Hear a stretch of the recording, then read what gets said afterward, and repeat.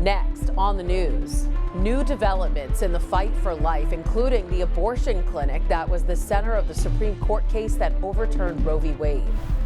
And the Manhattan District Attorney now dropping the charges against a bodega owner in the fatal stabbing of an attacker. We'll have the reason behind the decision. Plus, it's like I have a front row seat to all the good things that are happening all around us.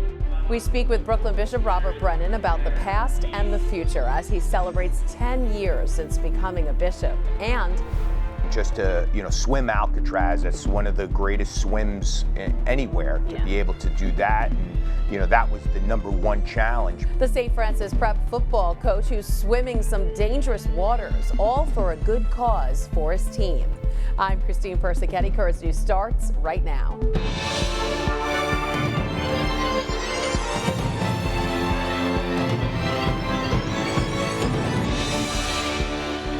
Pro-life leaders warned us in this post-Roe America, the battle for life is just beginning, and there are new developments from West Virginia to Mississippi and beyond. Hell no, we don't need Roe! It's been almost a month since Roe v. Wade was overturned, and now there's a new development for the Mississippi abortion clinic at the center of the Supreme Court case. The so-called Pink House was challenging a 2018 state law that bans most abortions after 15 weeks. Now the building is closed and under contract to be sold. It's not surprising, honestly, because I figured that somebody would try to get it on out of there as soon as possible, with people not really taking well to the overturning. In a case that could very well go to the high court, a West Virginia judge blocked enforcement of the state's 150-year-old abortion ban on Monday. The ban makes abortion punishable by up to a decade in prison. The judge granted the state's only abortion provider a preliminary injunction, finding multiple conflicts and blocking the law's enforcement with a special concern. Especially those who are impregnated as a result of a rape or incest are already suffering irreparable harm in the absence of an injunction.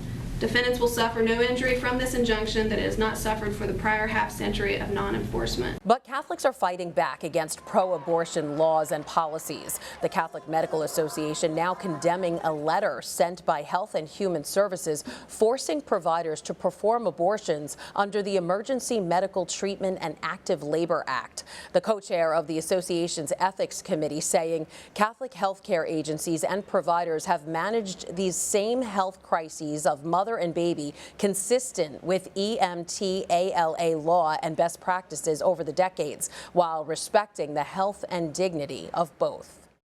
The owner of the Pink House says she doesn't think the building will be used as a medical facility. However, she plans to open a new clinic in New Mexico by the middle of next week. In another push back against the Supreme Court, the House is poised to vote on a measure to protect same-sex marriage.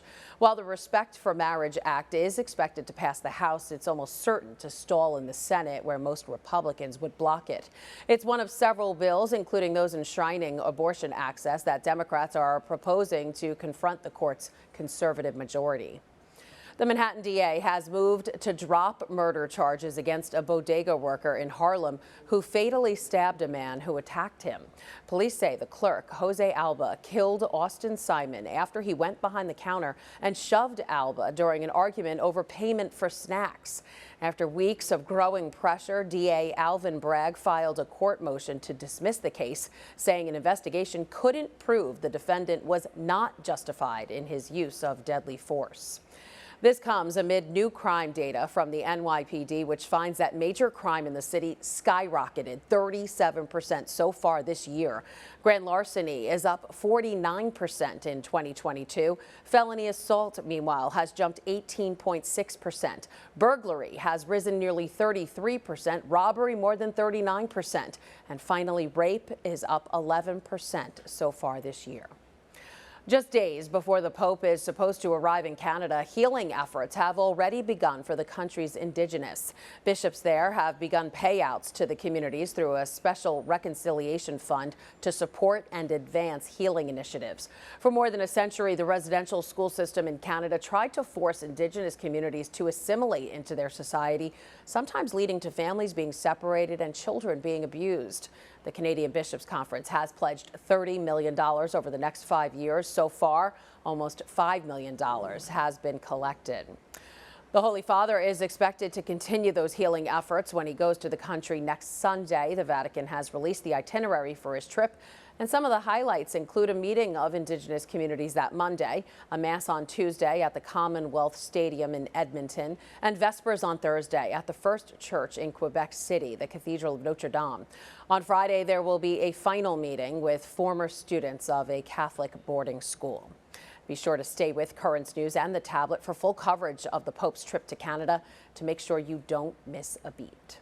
The Archbishop of Lviv says it would be a disaster if Pope Francis were to visit Russia before Ukraine. Speaking to a Catholic National Weekly in Germany, Archbishop Mieczysław Mukrzycki said this: "Our faithful say that one must first turn to the victim, to the one who suffers, and only then to the one who caused it." Top Vatican officials have said that a trip to Ukraine by the Holy Father could be imminent, but no final plans have been announced. The Vatican released a new policy on Tuesday that the Holy See's financial investments cannot contradict Catholic teachings. The policy says the Vatican and its related entities may not invest in products and technologies that contradict its fundamental principles, such as the sanctity of life or human dignity. On the other hand, the policy encourages investment in companies working to protect the environment and those committed to eradicating inequality. Migrants are crossing the southern border in record numbers. That's according to a report by Customs and Border Protection.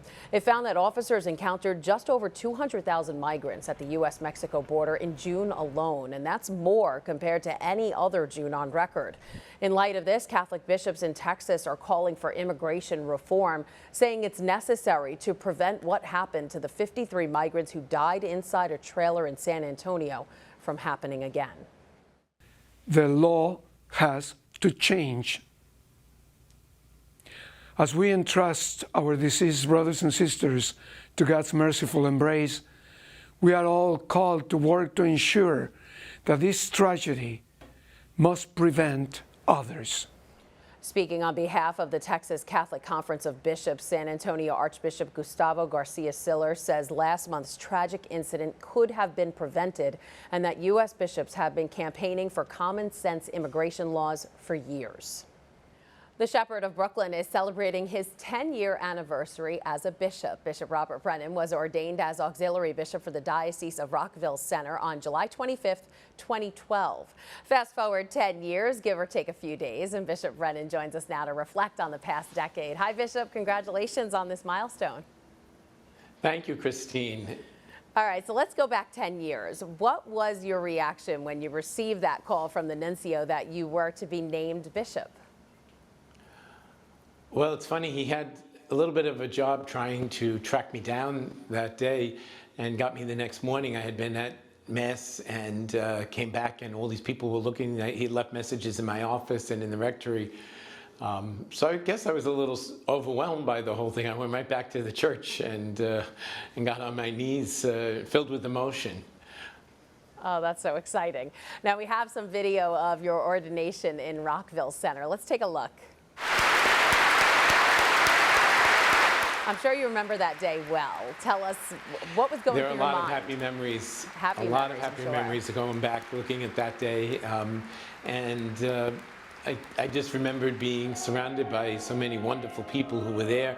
And even one of the moments was when, as with any ordination, you lay on the floor during the litany of the saints.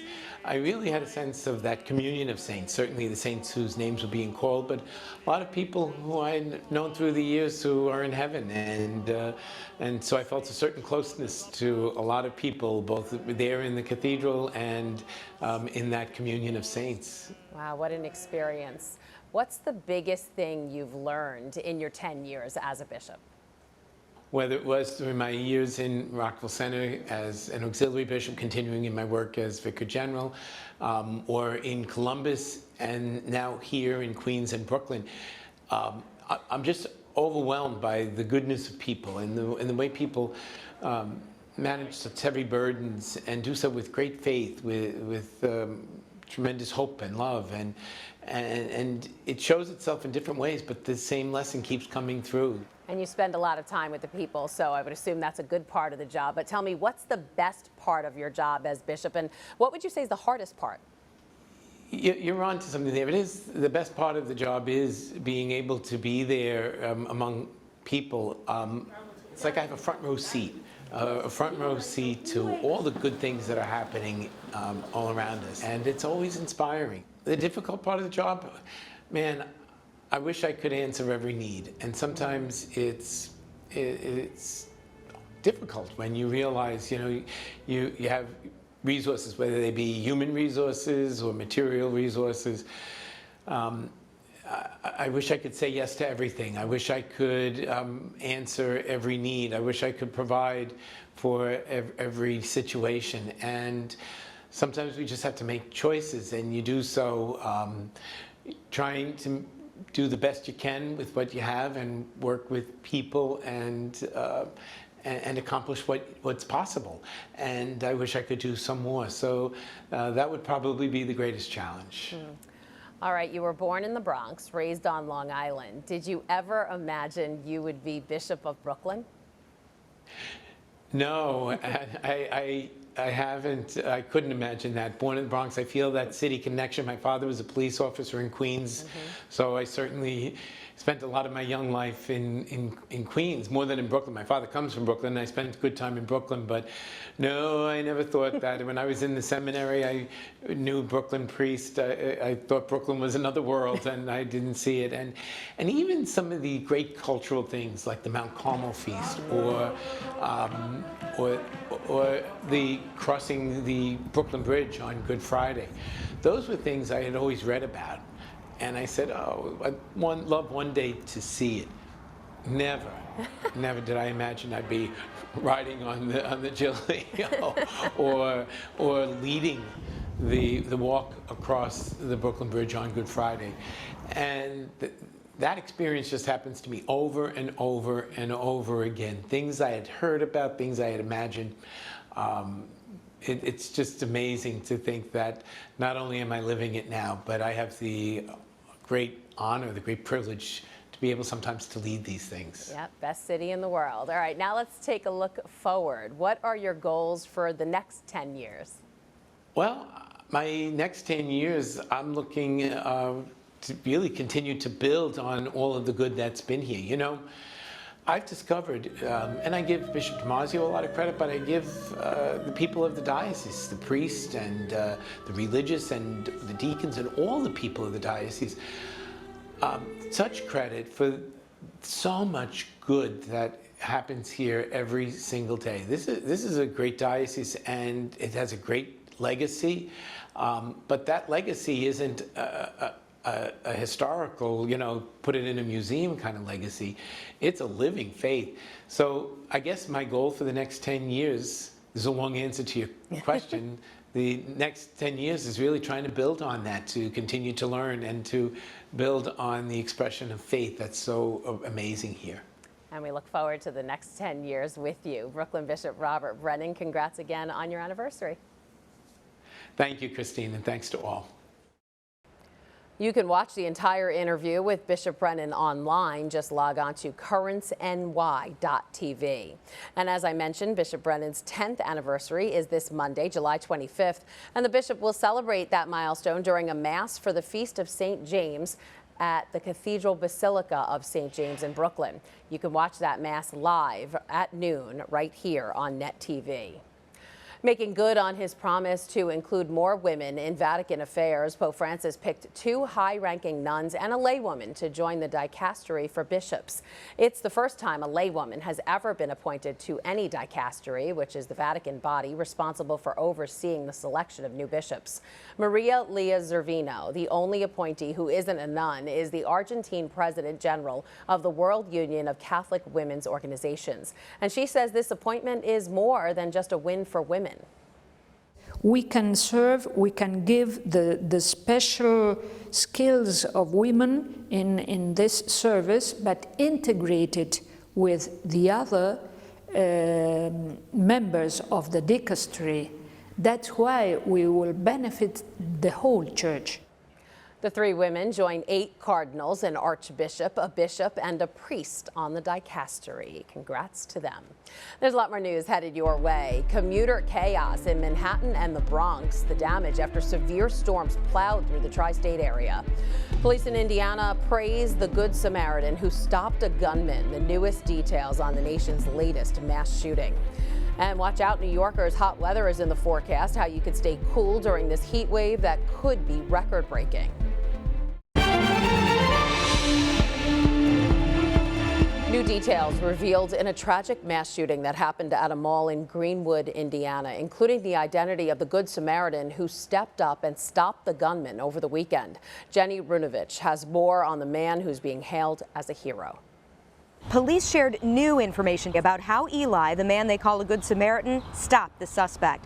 Shot him with a handgun just about 1 minute after the gunman started firing into the food court. Eli and his girlfriend Shay were in the food court after spending their Sunday shopping. Shay was coming out of the restroom when she saw a man with a gun. Family says Eli pulled her to the ground, and then police say Eli engaged the shooter, pulled out the pistol he was carrying under the constitutional carry law, and fired 10 rounds at the suspect. The suspect tried to go back in the bathroom, but instead fell to the ground. The threat to shoppers and Eli's girlfriend immediately over. Well, I just know that I'm so proud of him for what he's done. He saved my granddaughter. I know he did. She said on the phone when she called me, she's, "Grandma, I'm okay," that Eli pushed me out of the way and told me to get down and to stay down. And everybody should be proud of him, you know what I'm saying, for what he's done. Because if not, there would have been a lot more. Many more people would have died last night if not for a responsible armed citizen that took action very quickly within the first 2 minutes of this shooting. Shay's grandmother clearly emotional. She says her granddaughter was simply terrified by what happened, may never be able to go into a mall again. That was Jenny Runovich reporting. Authorities also released the identities of the 3 victims who died Sunday evening. They are still trying to determine a motive for the shooting. Wild weather battered New York City Monday. Severe storms flooded highways, streets, and even subway stations. Wow,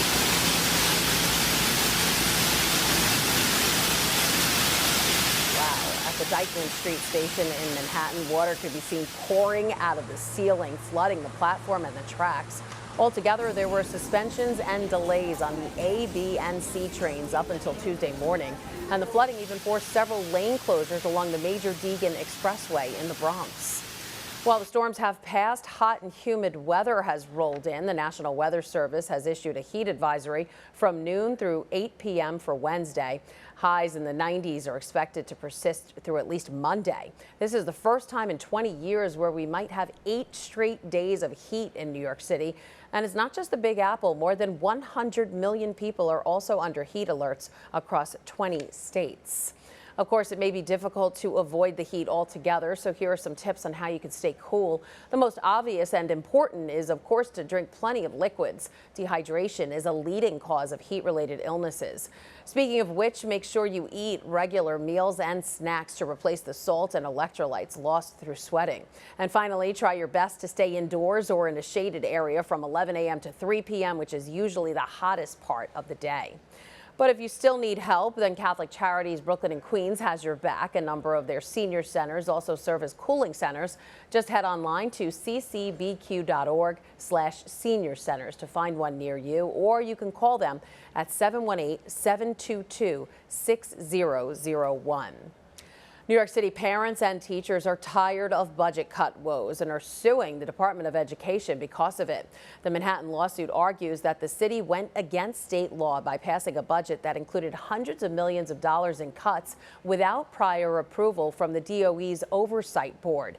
The suit also asks a judge to issue a temporary restraining order to stop the cuts from going into effect next school year. The city's only current remote learning option is closing its virtual doors. St. Thomas Aquinas Catholic Online Academy announcing it will not continue to offer the program due to low enrollment. Projected enrollment for September was 50 students, which works out to 5 students per class. The school also said many families have decided to return to in-person Catholic education. And if you'd like to enroll your child in the best education money can buy, just go to CatholicSchoolsBQ.org and click the Find a School tab at the top. Still to come on Currents News, he's taking the plunge to help his team. And wait until you hear where this St. Francis Prep football coach will be swimming, all to raise money. He's a much-loved Queens football coach who's diving headfirst into fundraising efforts for his team.